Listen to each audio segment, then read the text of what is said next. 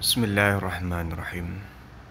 Assalamualaikum warahmatullahi wabarakatuh. Alhamdulillahirabbil alamin. Puji syukur kita panjatkan kehadirat Allah Subhanahu wa taala yang telah memberikan rahmat kepada kita semua sehingga pada hari ini, pagi hari ini kita bisa bertemu, berkumpul bersama dalam kegiatan pembelajaran agama Islam secara jarak jauh. Salawat serta salam senantiasa marilah kita, anak-anakku sekalian, kita panjatkan ke junjungan kita Nabi Alam, ya, Nabi Muhammad Sallallahu Alaihi Wasallam. Mudah-mudahan kita dengan memperbanyak sholawat, mudah-mudahan kita semua diakui sebagai umatnya, sebagai pengikutnya. Amin Allahumma amin. Anak-anakku sekalian, mari sebelum kita belajar, terlebih dahulu kita berdoa memohon kepada Allah Subhanahu wa taala dengan membaca surah Al-Fatihah, dilanjutkan dengan doa menuntut ilmu. Bismillahirrahmanirrahim. Yuk, mari kita bersama-sama membaca surah Al-Fatihah. A'udzu billahi minasy syaithanir rajim. Bismillahirrahmanirrahim. Alhamdulillahi rabbil alamin. Ar-Rahmanir-Rahim. Maliki yaumiddin. Iyyaka na'budu wa iyyaka nasta'in. Ihdinas siratal mustaqim. Siratal ladzina an'amta 'alaihim ghairil maghdubi 'alaihim waladdallin. Amin. Bismillahirrahmanirrahim. Raditu billahi rabba wa bil islami dina wa bi Muhammadin nabiyya wa rasula. Rabbi zidni ilman nafi'an warzuqni fahman wasi'an birahmatika ya arhamar rahimin. Shadaqallahul azim. Terima kasih. Selanjutnya Bapak ucapkan terima kasih banyak bagi yang sudah kirim absen di pagi hari tadi, ya, dikarenakan karena kelas 3 ini kan mulai pembelajaran jam 9, sementara setiap pagi itu diminta laporan absen anak, ya, di hari tersebut saat ada jam pelajaran. Contoh kayak Bapak nih, agama Islam di hari Rabu dan Kamis, maka diminta foto absensi anak itu setiap hari di hari Rabu dan Kamis. Jadi nanti jangan kaget Bapak minta tolong dan bantuannya untuk selalu mengirim foto absen di hari Rabu dan Kamis di pagi hari, meskipun jam Bapak itu kebagian di jam 9 ya. Baik, silakan buka buku paketnya, yaitu pelajaran 5 sholat kewajibanku. Sebelum Bapak menerangkan lebih lanjut tentang sholat kewajibanku, ya, jangan lupa anak-anakku sekalian selalu taat dan berbakti kepada kedua orang tua di rumah. Bismillahirrahmanirrahim.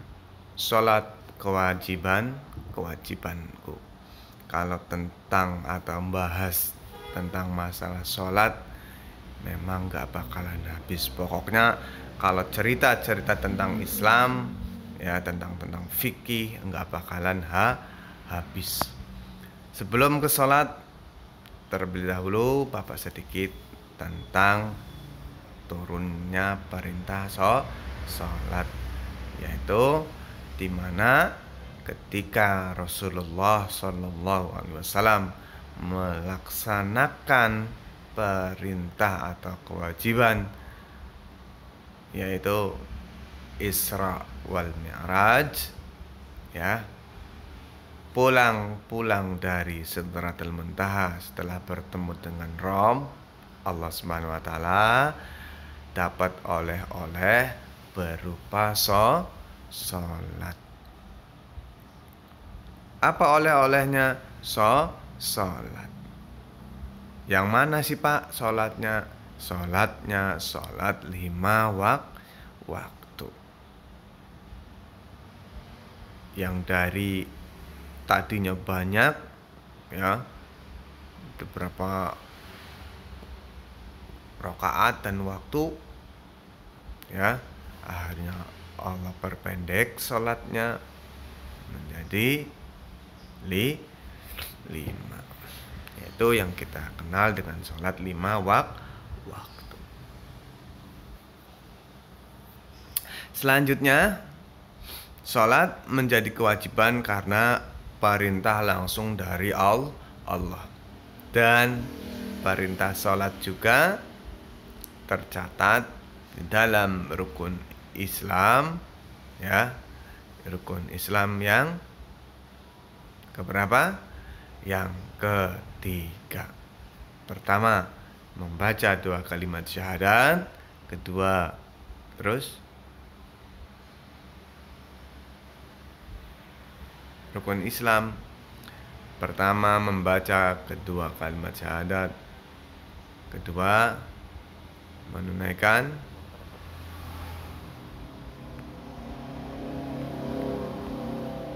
zakat apa sholat? Menunaikan sholat. Oh, ternyata sholat merupakan rukun Islam yang kedua. Syahadat, sholat,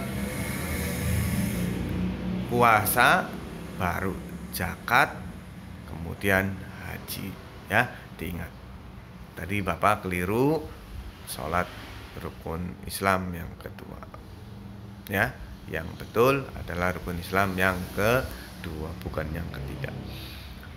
Sholat, ingat, rukun Islam yang kedua. Syahadat, sholat, puasa, zakat, dan haji. Itu menjadi kewajiban bagi umat Islam, ya. Mari kita lihat buku, ya, tulisannya. Sholat merupakan tiang agama. Kenapa sholat menjadi tiang agama? Maka Allah memerintahkan kepada Nabi untuk mewajibkan sholat 5 waktu, dikarenakan dari apa yang kita kerjakan dengan namanya sholat, ya, banyak sekali manfaatnya dan banyak sekali apa yang kita ucapkan di dalam sholat berhubungan langsung dengan Allah.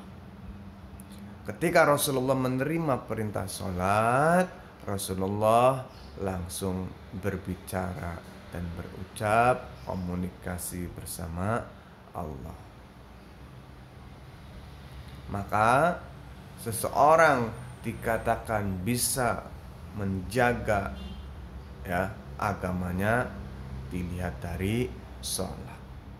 Karena sholat tadi termasuk ke dalam rukun Islam. Barang siapa menegakkan sholat berarti telah menegakkan agama. Tadi yang Bapak ucapkan rukun Islam, yang kedua adalah sholat. Jadi rukun Islam ini yang 5 perkara tadi wajib istilahnya untuk kita amalkan, wajib untuk kita laksanakan. Hanya satu yang diperbolehkan yaitu haji. Itu bagi yang mampu. Kalau tidak mampu tidak apa-apa. Tapi syahadat wajib, sholat wajib, puasa wajib, zakat juga wajib. Maka dikatakan kalau orang-orang sudah melaksanakan rukun Islam, di antaranya yang tadi yang Bapak sebutkan 5 itu, dia sudah menegakkan agama Islam. Karena rukun Islam hukumnya wajib. Dan barang siapa meninggalkan sholat berarti meruntuhkan agama.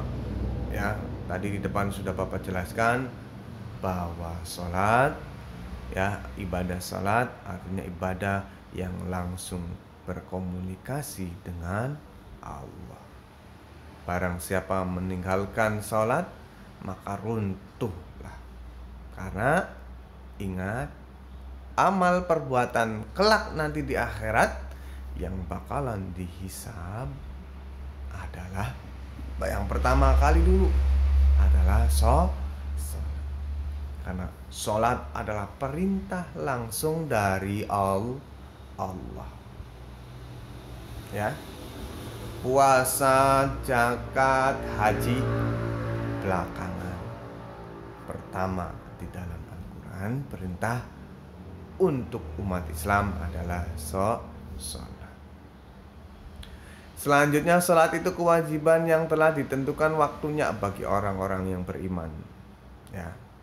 Kewajiban mulai dari subuh, zuhur, asar, maghrib, isya, itu waktunya sudah ditentukan.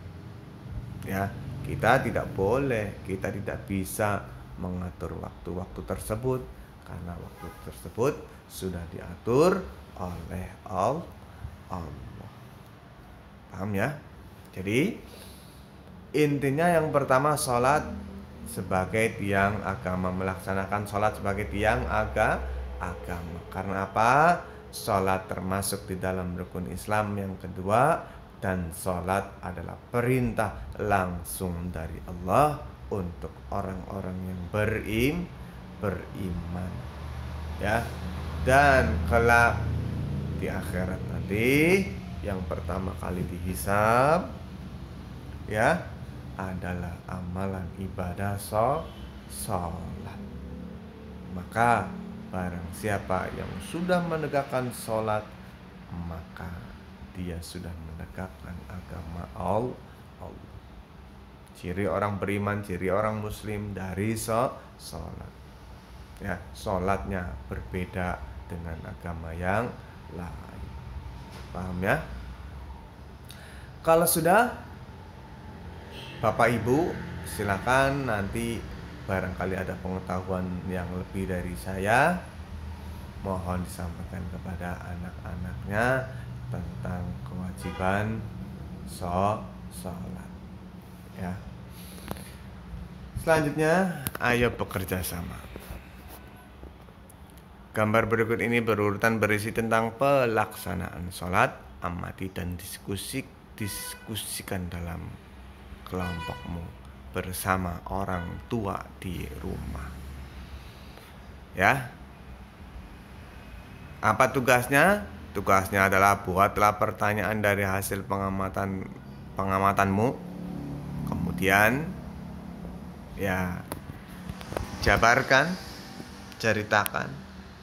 Ya, ceritakan misalkan dari gambar 5.1 seorang ini ya, kalian nanti ceritakan ini berdasarkan hasil pengamatanmu.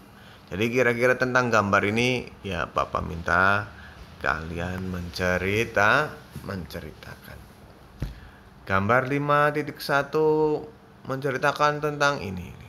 Gambar 5.2 menceritakan tentang ini. Gambar 5.3 menceritakan tentang ini. Gambar 5.4 menceritakan tentang ini. Yang jelas semua gambar-gambar ini adalah berkaitan dengan kewajiban sholat 5 waktu.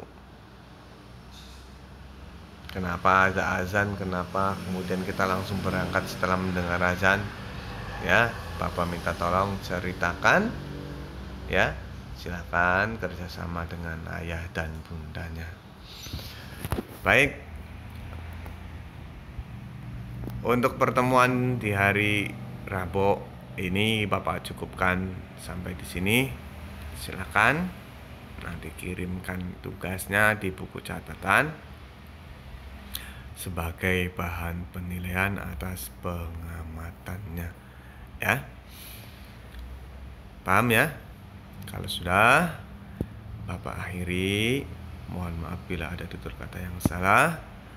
Assalamualaikum warahmatullahi wabarakatuh. Warahmatullahi wabarakatuh.